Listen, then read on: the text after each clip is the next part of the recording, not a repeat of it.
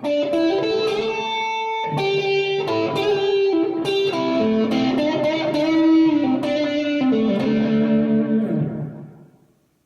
there, Max Rich with Totally Electric Guitars.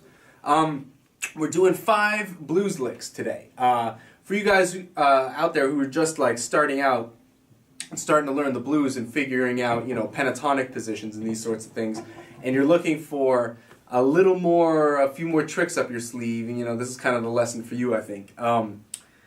For us guitar players, it's really, you know, it's a pretty common thing to have licks, you know, that, you know, quote unquote, that you fall back on when you're playing a solo. You know, you're playing a blues with someone, you know, let's say you know how to play the blues. You know, this lesson is presuming you know the blues progression and you've played the blues, and you know, are understanding the fact that a lot of the times when you play the blues, either with someone or with like a backing track, that you're trying to solo in that key, and you a lot of times maybe learn a cool lick and then you don't know what to do after that, you know.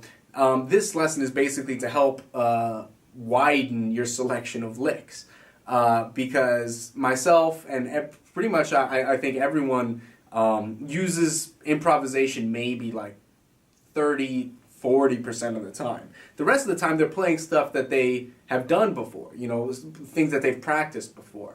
Very few players, if any, play like totally just off the cuff all the time. You know, a lot of people fall back on things, and that's what this is for. You know, if you want to learn some cool licks, if you want to learn some ways of navigating like a blues feel in a blues sound, that's you know, kind of an important thing, you know, to have some licks that you can fall back on. Because a lot of students that I know, a lot of my students, when they play blues licks, they kind of, or when they play over a blues, you know, a lot of the times they play just up and down the pentatonic position.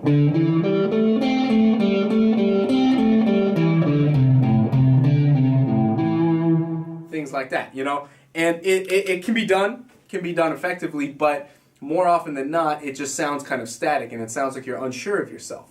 Whereas if you were to do something, you know,